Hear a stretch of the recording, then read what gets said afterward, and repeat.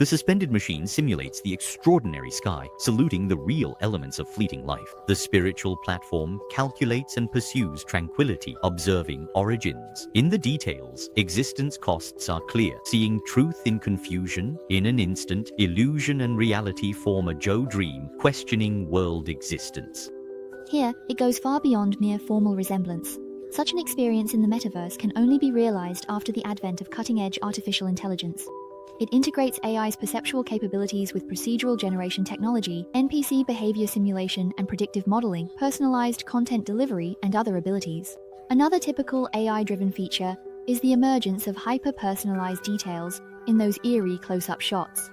Images, objects, sounds, whose excessive and abrupt associations often obscure the shared narrative context. We should restrain the impulse to interpret these details as having profound meaning. They are merely fragments exposed by algorithmic reality, resisting genuine human significance. The meaning of their underlying context, the overarching ambition of the metaverse, and the traumatic intensity brought by the opaque nature of general artificial intelligence are too overwhelming to bear. Therefore, this sudden focus on personalized details actually serves the purpose of distancing collective meaning, atomizing the experience into a closed loop of individual feedback. The dilemma faced by users and developers is not only that the embodiment of digital reality can never be fully realized, it always carries traces of anthropomorphism, speaking through virtual avatars. Because the true digital self is essentially just data, we can only interact through its representational forms, and there exists a problem of symmetry. The digital world lacks a true public sphere, with no qualified listeners to bear witness to the digital experience. The greatest nightmare for metaverse users might be the moment of achieving perfect immersion, when the virtual scenario is seamless, and they reunite with beloved digital replicas, sharing the details of real life, only to find these NPCs gradually falling into repetitive dialogue, encountering system failures one after another, until they disappear. Ultimately, the user is left alone in this eerie void.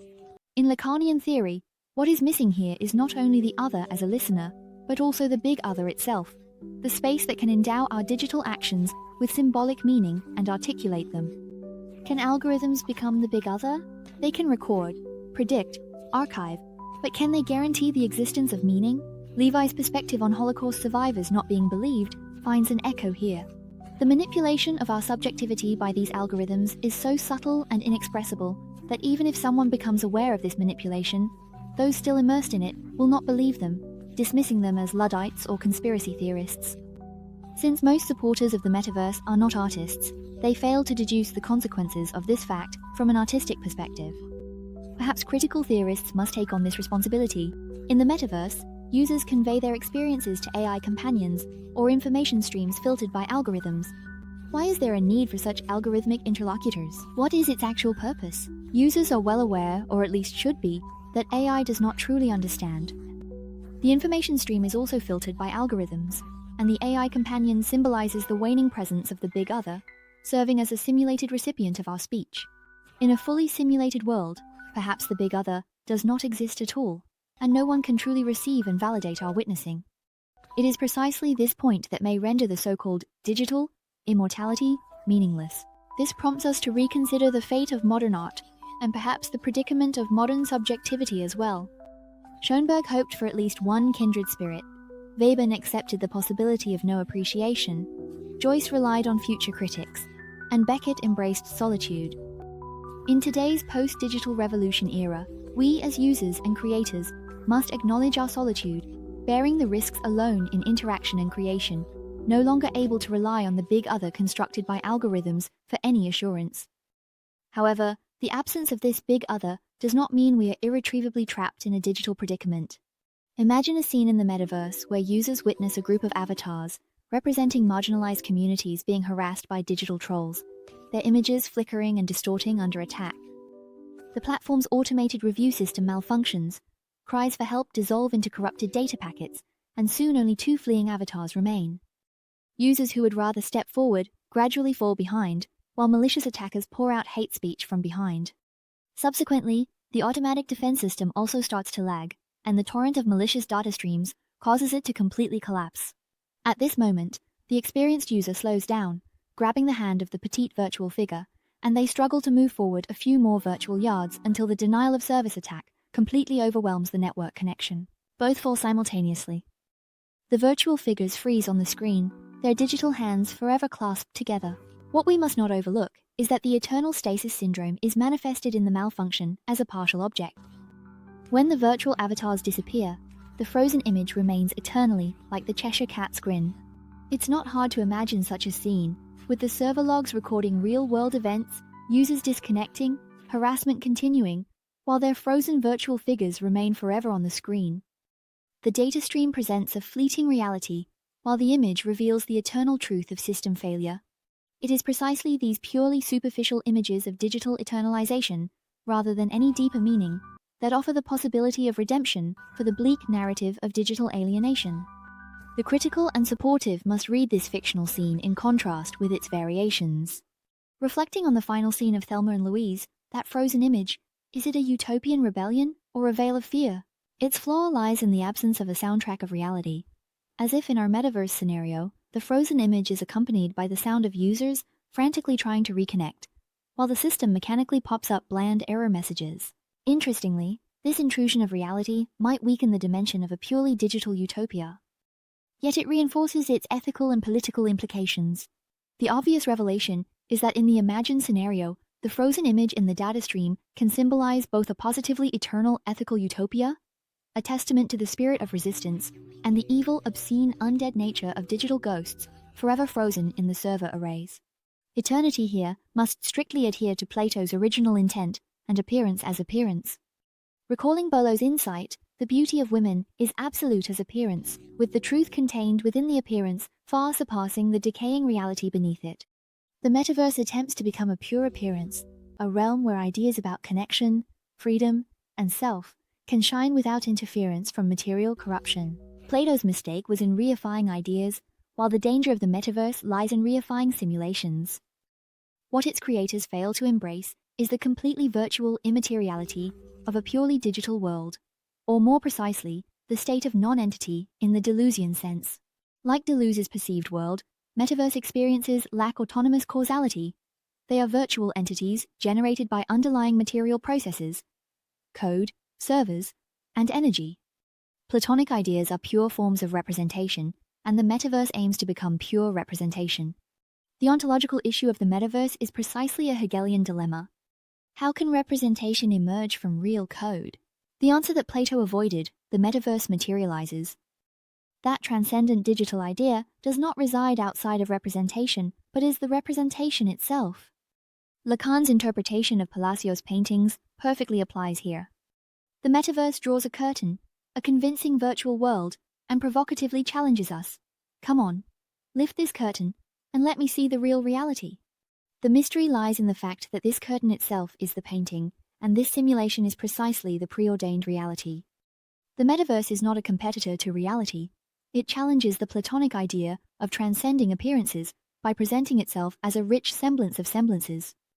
This means that when conceptualizing the metaverse and artificial intelligence, we can return to Plato without shame. But perhaps we should also consult the works of Deleuze or Hegel. What is artificial intelligence doing when it generates art? It provides a description without a place, a presentation of ideas, or more accurately, a statistical pattern corresponding to the prompts.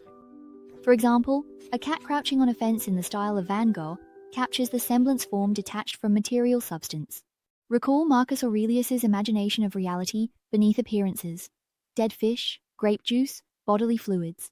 This is precisely an escape from the real world, proclaiming its existence through enticing appearances. In the opposition between the ghostly semblance of perfectly AI-generated images and the chaotic reality of biased training data and energy consumption, the ghostly semblance instead becomes the real within the system, while the chaotic reality is what we rely on to escape and simulate the fatal allure of pleasure.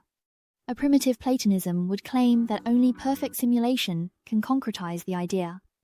The perspectives of Deleuze and Lacan will attract our ghosts, that convincing virtual image where intelligent AI is the idea of the real, not the flesh in reality, but a virtual body of pure intensity and pure data. The problem with digital kitsch, superficial social media interactions, and repetitive game loops is that they are excessively profound, manipulating deep libidinal drives. And if true digital art exists, it should know how to remain on the surface, how to detach its subject from the deeper context of simulated reality. The same goes for contemporary attempts in digital culture that try to return to reality and break illusions. Think of those augmented reality overlays that remind you of the physical world's existence, or virtual reality experiences that deliberately retain glitches. These actions often become exits to the reality of escaping the simulation itself, desperate attempts to avoid the reality of illusions. The kind of reality that precisely appears disguised as an illusory landscape. The truly radical move is not to break the simulation to reveal the underlying reality, but to explore the reality within the simulation, its contradictions, its voids, its nodes of impossibility. Ideas appearing in code. The same goes for immersion. When we fully immerse ourselves in a virtual world or interact with an AI that seems to have consciousness, isn't this an eternal detachment from the material world?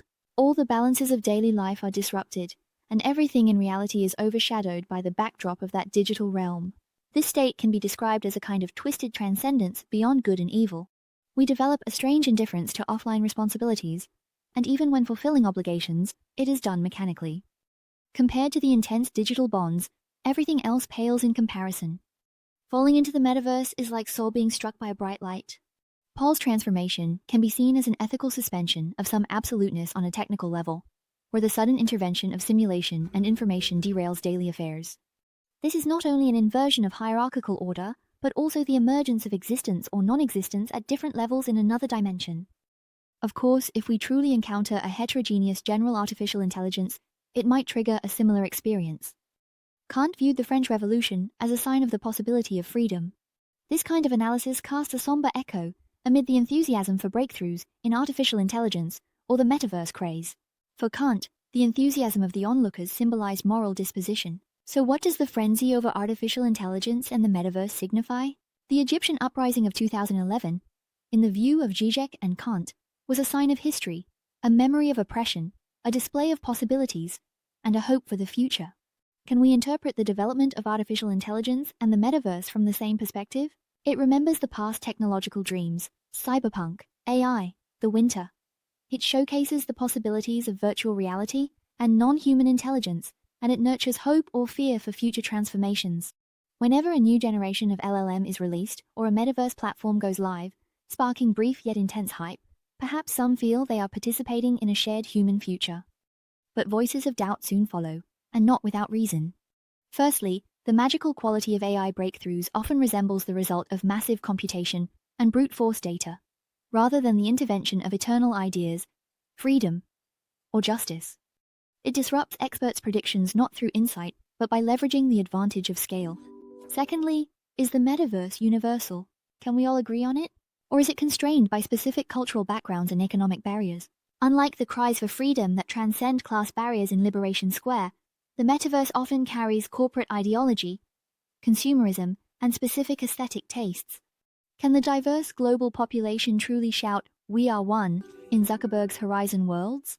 The call for universal values by neoconservatism reflects a strange mirror image here. Didn't you long for everything to be interconnected? Now it's here. Only through the intermediaries of Meta, Apple, and Google. Why feel uneasy? Is it because this virtual universality lacks economic justice and might even exacerbate inequality? Thirdly, although this violence is symbolic, it harbors lethal potential. It suspends physical reality, employing algorithmic control, data extraction, and privacy erosion as means to execute subtle violence, essentially voluntary servitude in the digital age. Physical violence is outsourced to content moderators or manifests as cyberbullying.